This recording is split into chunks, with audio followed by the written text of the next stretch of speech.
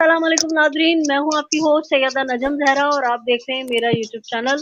उम्मीद करती हूं अपनी फैमिली के साथ खैर आफियत से होंगे। नाजरीन, कराची की जो सूरत हाल है उस पे तबसरा करने के लिए आज मैंने दावत दी है जनाब अनीस मंसूरी साहब को, जो कि किसी तारुफ के मोहताज नहीं है। मेन स्ट्रीम मीडिया के बड़े बड़े चैनल्स के हेड रहे हैं और यूट्यूब पे सोशल मीडिया पे आजकल अनीस साहब के बहुत चर्चे हैं।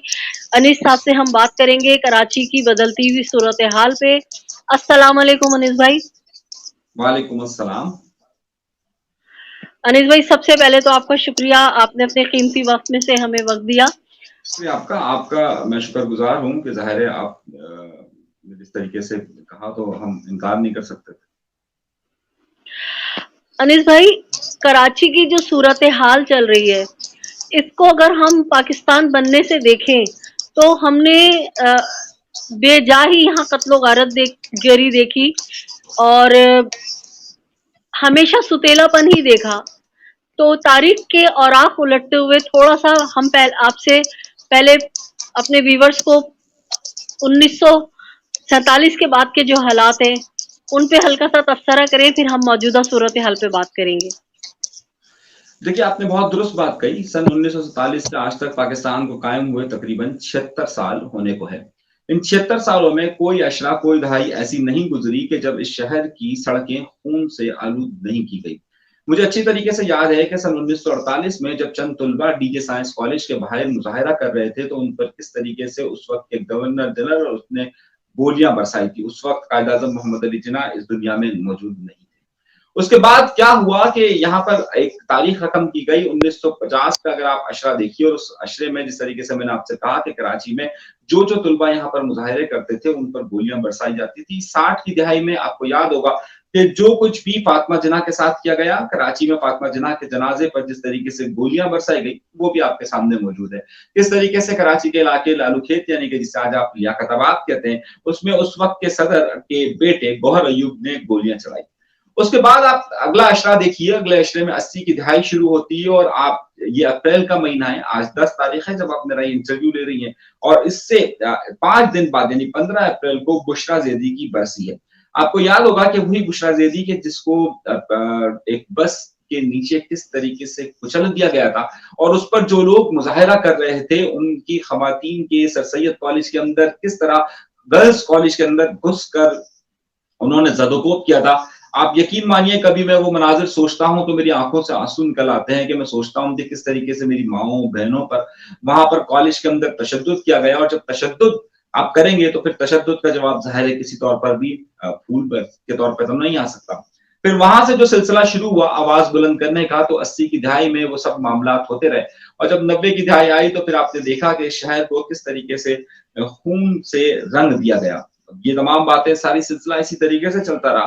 फिर अगला अशरा 20 की दहाई शुरू होती है और आपने देखा होगा कि किस तरीके से यहाँ पर अमन कमेटी को मुसल्लत किया गया और फिर अगला अशरा जब शुरू होता है तो आपके सामने है कि किसी ना किसी बहाने और हीले से सिलसिला जारी रहा और आज भी शायद ये जारी है। और ये अगर यहाँ पर जो भी बसने वाले हैं वो क्योंकि अपने हक की आवाज, अपनी बात को बुलंद करना जानते हैं, तो फिर उन्हें उनकी आवाजों को चुप करवाने के लिए एक ही तरीका समझा जाता है कि इन्हें गोलियों से भून दिया जाए या लापता कर दिया जाए। वो हबीब जालिब ने कहा था ना, बड़ा मशहूर शेर था हबीब जालिब का कि ये जो बोलते हैं सब हैं शर पसंद, छीन ले इनकी ज़बां। और इसी पर फैज साहब ने कहा था ना कि जब कोई चाहने वाला तवाफ को निकले, नजर बचा कर जिस्मो जान चुरा के चले, निसार में तेरी गलियों पे वतन के जहां चली है रस्म के कोई न सर उठा के चले। तो ये मुख्तसर सी तारीख है इस मेरे शहर की। अनीस भाई, हमने तो यही देखा बचपन से जब हम स्कूल गोइंग थे, शऊर की पहली दूसरी जीने पे कदम रखा तो हमने देखा कि 19 जून 92 का एक ऑपरेशन होता है जिसको कहा जाता है कि 72 बड़ी मछलियों के खिलाफ होगा, वडेरे जागीरदारों के खिलाफ होगा। लेकिन फिर हमने देखा कि वो इनकलाबी सोच रखने वाले नौजवानों की एक जमात जो इस मुल्क की काया पलटने का आज़म रखते थे, जो चाहते थे कि 98% को उनका हक मिले, उन लोगों के खिलाफ उसको जो है एक मैनिपुलेट करके जिनापुर का जाली नक्शा बना के ये सब ड्रामे करके ऑपरेशन किया गया और 15,000 लोगों को मावराए अदालत कत्ल किया गया, बेशुमार आज तक लापता हैं। तो उसके बाद फिर हमने देखा कि 22 अगस्त 2016 फिर इसी तरह का कुछ एक सीन हुआ, लेकिन जब अब 2022 का सीन हुआ तो हमारे जहनों को पुख्तगी थी और हम बहुत सारी चीजें देख भी रहे थे, समझ भी रहे थे, और हमारे सामने हमने देखा कि 22 अगस्त के बाद बड़े बड़ों के चेहरे बेनकाब हो गए जब उनके लीडरान के साथ मामूली सा हल्का सा उनके आकाओं ने कुछ किया तो उन्होंने ना सिर्फ पाकिस्तान के खिलाफ नारे लगाए, पाकिस्तान के खिलाफ बातें की, पाकिस्तान आर्मी और इस्टेब्लिशमेंट को इतना ज्यादा बुरा भला कहा, लेकिन हमने एक भी उनके किसी भी सियासी जमात के कारकुन की ना मावराए अदालत लाश देखी, ना हमने ये देखा कि उनके मराकज को उनकी सियासी जमात की जो यूनिट्स हैं या ऑफिसेज हैं उनको मिसमार किया गया हो। तो अनीस भाई, मैं कभी कभी सोचती हूँ कि हम कराची वाले क्या हम इंसान नहीं है, या हमारा खून खून नहीं है, पानी है, हमारे साथ ये सुतेलापन का सलूक क्यों?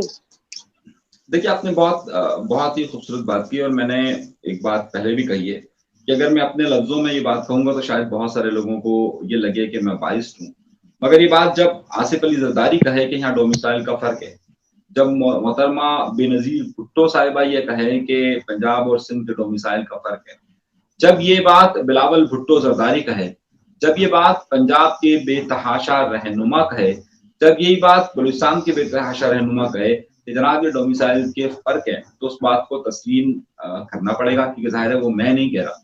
अगर मैं कहूंगा तो शायद हमारी बात को तस्लीम न किया जाए, क्योंकि अगर मैं कहूंगा तो मेरे खून को हमेशा एक पानी की तरह समझ कर बहाया जाता है, तो इसलिए मेरी खून की वो हैसियत नहीं है, और मेरे खून का रंग क्योंकि सफेद है और उनके खून का रंग क्योंकि लाल है, तो उनकी बात को ज्यादा अहमियत दी जा सकती है। तो मैं सिर्फ ये कहना चाहता हूँ कि ये जो सारे मामला हुए, ये मामला 22 अगस्त से शुरू नहीं हुआ। जो लोग इसे 22 अगस्त का कहते हैं, ये 22 अगस्त से मामला शुरू नहीं हुआ था। मैं बार बार कह चुका, ये 22 अगस्त तो एक रद्द अमल था। अगर आप ये मामला देखें तो आपको ये बात जहन में होगी कि ये मामला 2013 से शुरू हो चुका था, 2011 से बल्कि अगर मैं कहूँ तो शुरू हो चुका था। आपको याद होगा कि मैं अगर आपको ये खबर दूं कि ये मामला उस वक्त से शुरू हो गया था कि जब अब्बास टाउन में एक धमाका हुआ था, और उस वक्त जो रेंजर्स और आला एहलकारों ने एक मीटिंग की थी, उस मीटिंग में ये फैसला हुआ था कि कराची में ऑपरेशन किया जाए, और ये फैसला उसी वक्त हुआ था। और मुझे अच्छी तरीके से याद है कि अब्बास टाउन के हमले के फौरन बाद ये मामला सारे तय हुए थे कि किस तरीके से ऑपरेशन करना है। फिर ये मामला 2013 पे जाता है, और 2013 से ये शुरू होने के बाद उस वक्त ज्यादा पीक पकड़ जाता है कि जब उस वक्त के DGISI जो थे, जो डीजी रेंजर्स थे, रिजवान अख्तर साहब, वो DGISI बन जाते हैं, और सन 2014 के दिसंबर में वो बनते हैं। ये अब मामला आज तक जेर बहस है कि उसी वक्त APS का यानी जो आर्मी पब्लिक स्कूल का वाकया रोनुमा होता है उसी दिसंबर के महीने में, और उसके बाद फिर ये सारा सिलसिला आगे की तरफ बढ़ता है, क्योंकि वो डीजी रेंजर्स थे यहाँ पर, और फिर उनकी खास एक तड़प थी तहरीक इंसाफ के लिए, और वो तहरीक इंसाफ से जो DGISI थे उस वक्त उनकी तड़प ने 2014 से लेकर 2016 तक जो कुछ किया वो आपके सामने मौजूद है। तो 2014 में के दिसंबर में वो आते हैं, 2015 के सितंबर में पाबंदी लगती है अल्ताफ हुसैन की तकारीर पर, और 2016 में वो तकरीर का वाकया रोनुमा होता है। तो ये दर हकीकत इसमें जो बड़े किरदार थे, हमारे यहाँ पर बहुत ज्यादा बात की जाती है। अगर इस वक्त जनरल बाजवा पर बात की जा रही है, जनरल फैज पर बात की जाती है, जनरल जहीर पाशा पर बात की जाती है, जहीरुल इस्लाम पे बात की जाती है, जनरल पाशा पे बात की जाती है, लेकिन दर हकीकत इन दो कैरेक्टर्स को यहाँ से माइनस कर दिया जाता है। और मैं चाहता हूं कि कभी भी कोई तारीख का तालिब इल्म जरा इस बात पर गौर करे कि उस वक्त पाकिस्तान की एस्टैब्लिशमेंट के उन किरदारों ने क्या किरदार अदा किया था, खास तौर पर तहरीक इंसाफ को लाने के लिए और चीजों को मैनिपुलेट कर यहाँ पर कब्जा करने के लिए। ये बात बहुत अहम है, और जो आज लोग बात करते हैं कि पाकिस्तान की एस्टैब्लिशमेंट का सियासत में किरदार नहीं होना चाहिए, और जो ये बात बारहा करते हैं कि जनाब इन किरदारों ने काम किया, तो दरमियान के इन किरदारों पर भी जिक्र जरूर होना चाहिए कि जरा ये लोगों को तफसील के साथ मालूम हो सके। और ये बात मैं नहीं कहता, क्योंकि जनरल बाजवा साहब बावर्दी जब थे, उन्होंने कहा था कि पाकिस्तान की सियासत में फौज का किरदार रहा है, तो जो रहा है वो बताने की जरूरत है, और जो बताने की जरूरत है تو صرف ان کے لیے بتانے کی ضرورت نہیں ہے کہ جن کا تعلق پنجاب سے، یہ بتانے کی ضرورت اس سے بھی ہے کہ جن کا تعلق سندھ، پنجاب، بلوچستان یا خیبر پختونخوا سے، تاکہ بہت ساری چیزیں کلیئر بھی ہو سکیں۔ اچھا انیس بھائی، یہ تو ہو گئی تاریخ سے وابستہ باتیں. اب یہ بتائیے کہ اسلام آباد میں باقاعدہ کیس کی سماعت ہو رہی ہے جس میں الطاف حسین نے اپنا شناختی کارڈ، اپنا پاسپورٹ پاکستان کا بنوانے کا کہا ہے. باقاعدہ 2 سماعتیں ہوئی ہیں. اس سماعتوں کو آپ کس نظر سے دیکھ رہے ہیں؟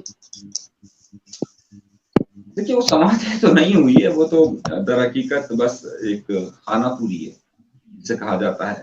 اور جب یہ خانہ پوری ہوتی ہے، وہ ہوتا ہے نا خالی جگہ کو پر کریں. در حقیقت یہ خالی جگہ کو پر کرنے کے لیے ایک نئی تاریخ رکھ دی جاتی ہے، پھر اس کے بعد ایک نئی تاریخ دے دی جائے گی، پھر اس طریقے سے نئی تاریخ دے دی جائے گی. اچھا، کیونکہ اس وقت الطاف حسین صاحب جو ہے وہ مکمل طور پر اس بیوروکریسی کا اور اس وقت کراچی جو سندھ کی پالیٹکس ہے اور خاص طور پر اسٹیبلشمنٹ کے اس وقت پسندیدہ نہیں ہے اور عدلیہ کے بھی پسندیدہ نہیں ہے. تو ظاہر ان کو تاریخ پر تاریخ ملتی رہے گی.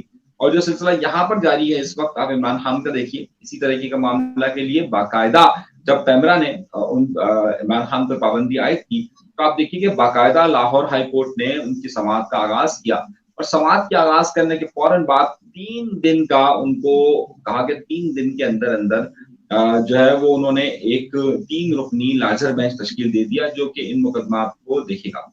آپ کو معلوم ہے اس مقدمے کو میں سماعت کے لیے کہ بھائی وہ جن پر پابندیاں کی گئی ہے ان تمام کی سماعت ایک ساتھ ہوگی، تو اس میں کراچی سے تعلق رکھنے والے علوی صاحب، کیا نام ہے ان کا، وہ وہاں گئے تھے.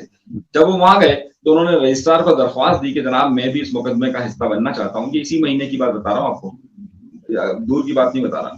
تو رجسٹرار نے کہا ٹھیک ہے سماعت ہو رہی ہے، ہم آپ کی فائل جج صاحب کو دیتے ہیں. جب وہ جج صاحب کے پاس گئے تو جج صاحب وہاں کو وہ جج صاحب سماعت کر رہے تھے. انہوں نے کہا سر میری بھی بات سنیں. تو انہوں نے کہا جی آپ کون؟ انہوں نے کہا جی فلاں فلاں سے ہم لوگ آئے، تو ہمارا تعلق کیونکہ ایم سے اور ہم الطاف حسین صاحب کے لیے یہاں پر آئے. تو انہوں نے کہا کہ آپ کی تو کوئی درخواست ہی نہیں ہے. تو انہوں نے کہا میں نے تو رجسٹر کو جمع کروائی تھی. وہ گئے ادھر اور جا کر رجسٹر میں کہتے ہیں بھائی آپ نے درخواست نہیں دی. تو انہوں نے کہا اوہو میں تو بھول گیا تھا، صحیح ہے درخواست دینا، چلو اگلی سماعت میں دے دوں گا. تو یہاں پر نظام حکومت اور نظام عدل کی اگر آپ بات کرتے ہیں تو یہاں ایسا ہی ہوتا ہے. جو طاقتور ہوتا ہے اور جو طاقت کے منبع اس کے ساتھ ہوں، تو عمران خان اگر درخواست نہ بھی دے تو اس کی سماعت ہو جاتی ہے. اور یہاں پر جو سماعتیں ہیں یہ بس خالی جگہ پر کرنے کے لیے ہوتی ہے کہ جس میں اگلی تاریخ دے دی جاتی ہے.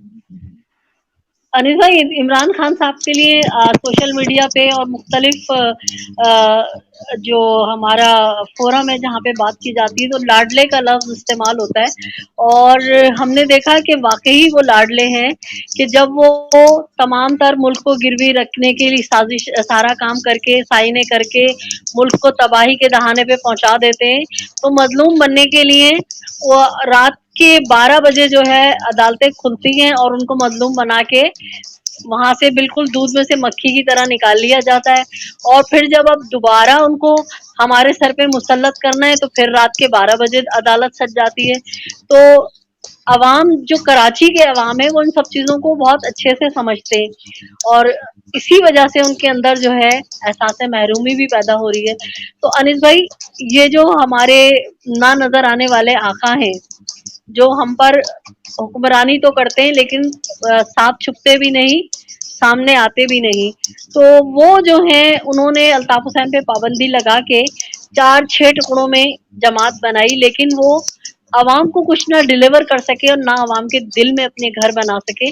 لیکن جس طرح سے آپ ہیں اور دیگر لوگ ہیں جب الطاف حسین کے بارے میں خبریں لگاتے ہیں، تجزیے بیان کرتے ہیں، تو عوام میں ایک امید ہو جاتی ہے اور لوگ ہم سے پوچھتے ہیں کہ ہیلو کب آ رہی ہے. تو ظاہر سی بات ہے ہمیں فی الحال تو کوئی ہم یقین سے نہیں کہہ سکتے، لیکن کیونکہ آپ نے اس پہ بہت کام کیا ہوا ہے اور باقاعدہ گرپ ہے آپ کی، تو آپ کو کیا لگتا ہے کہ ہیلو آئے گی، اور آئے گی تو کب تک آئے گی؟ دیکھیے میں نے اس پر کئی بار آپ لوگوں سے بات کہی ہے. دیکھیے ان کی سیاست تو جاری ہے. اگر آپ اس ہیلو کی بات کر رہے ہیں تو وہ ہیلو تو آپ کو ابھی انہوں نے 3.5 گھنٹے کی پریس کانفرنس کی، اور اب سوشل میڈیا کا دور ہے، ظاہر آپ کسی چیز کو بند نہیں کر سکتے.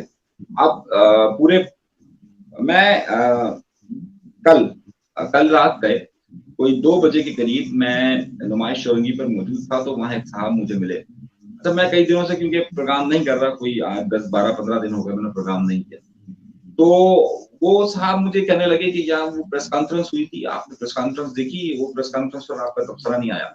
तो वो एक आम आदमी था और एक आम आदमी के पास वो प्रेस कॉन्फ्रेंस पहुंच चुकी है, सही। और वो बहुत ही आम आदमी, मतलब वो स्कूटर में अपने बीवी बच्चों के साथ थे और मैं वहां रुका था, तो मुझे देख कर आ गए और मुझे कहने लगे वो प्रेस कॉन्फ्रेंस हुई थी तो आपने उसको कोई तबसरा नहीं किया। मैंने उनसे कहा मैंने कोई 15 दिन से प्रोग्राम नहीं किया। तो अगर आप ये समझते हैं कि वो आवाज नहीं जा रही, वो तो हर जगह जा रही है। वो 3.5 घंटे की पूरी प्रेस कॉन्फ्रेंस, उसके क्लिप्स ट्विटर और सब जगह पर मौजूद है। हाँ, अगर आप पाबंदी की ये बात करते हैं कि उन्हें कौमी असेंबली और सूबाई असेंबली के इलेक्शन लड़ने की इजाजत नहीं है, उनके कारकुनान को यहाँ काम करने की इजाजत नहीं है, तो वो बिल्कुल भी नहीं है। तो वो अगर एक पाबंदी तो हट चुकी है, मतलब आप ये देखिए कि कल जो उनकी प्रेस कॉन्फ्रेंस हुई थी परसों, उसको जंग अखबार ने मेन अखबार के फ्रंट पेज पे छापा है, तो आप उसको तो नहीं कह सकते। अब उनको तकरीबन छपते तो हैं और सब जगह पहुंच भी जाते हैं। हाँ, अलबत्ता उनको सियासत की इजाजत कब होगी, ये एक बड़ा मामला है। देखिए, पाकिस्तान की रियासत कुछ फैसले करती है, और जो कल मैं फिर वही बात कहूंगा, मैं अपनी जबान में कहूंगा, शायद मुनासिब ना हो।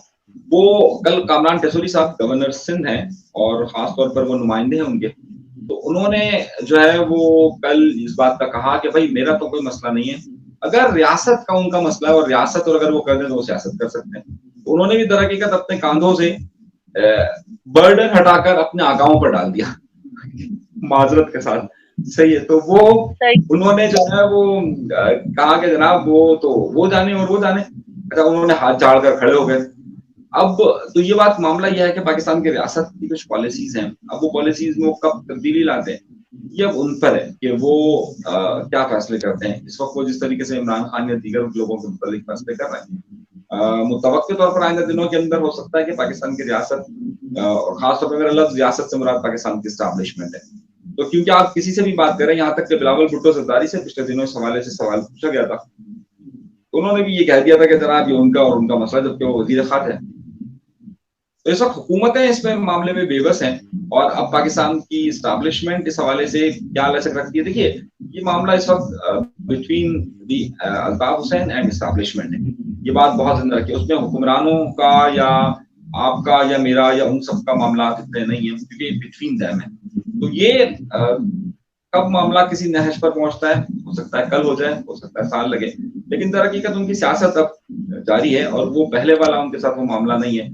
अब सोशल मीडिया ने इतना ज्यादा चीजें ओपन कर दी है कि उनकी जो बात या उनका पैगाम या उनकी चीजें वो आम पहुंच रही है। अब वो आप मैं देखिए, मैं बात करूं ना करूं, आप बात करें ना करें, उनके मौजू पर वो हो रही है, सही। अब वो बिला वजह अगर आप किसी को इल्जाम दे दें यार वो क्यों बात करते हैं, वो क्यों बात कर रहे हैं, इसका कोई हल नहीं है। ये बातें अब हो रही हैं, और अब किसी को भी आप सोशल मीडिया को, इमरान खान कहते हैं ना कि भाई अब ये मोबाइल में है आपकी सारी चीजें, अब आप किसको रोकेंगे, किसे रोकेंगे। अब वो जब सड़क पर खड़ा हुआ वो शख्स अपने मियाँ बीवी बच्चों के साथ मुझसे कह सकता है यार वो प्रेस कॉन्फ्रेंस आपने देखी, जबकि मैंने नहीं देखी थी, बल्कि मैं उसमें शामिल हुआ था, लेकिन मेरी कुछ तबीयत ठीक नहीं थी, तो मैं उसको पूरा नहीं कर सकता। नुकता ये नहीं है।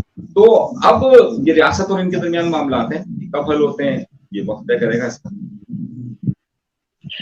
बिल्कुल आपने सही कहा कि वक्त तय करेगा, लेकिन हमने देखा कि अल्ताफ हुसैन भी किस्मत के धनी है।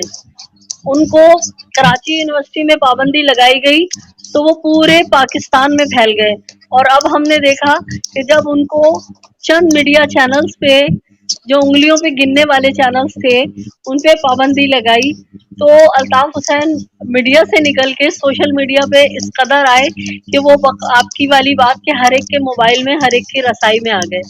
तो अनीस भाई, आपसे बातें तो चलती रहेंगी तमाम तरीन करंट सूरत हाल पे, और आपको मैं ज़हमत देती रहूंगी। बहुत खैर हासिल गुफ्तगू की आपने, आपका बहुत बहुत शुक्रिया। अपना ख्याल रखिएगा और इंशाल्लाह हमें बार बार इसी तरह टाइम देते रहिएगा। बहुत शुक्रिया अनीस भाई, अल्लाह हाफिज। तो नाजरीन, आपने अनीस भाई की गुफ्तगू सुनी।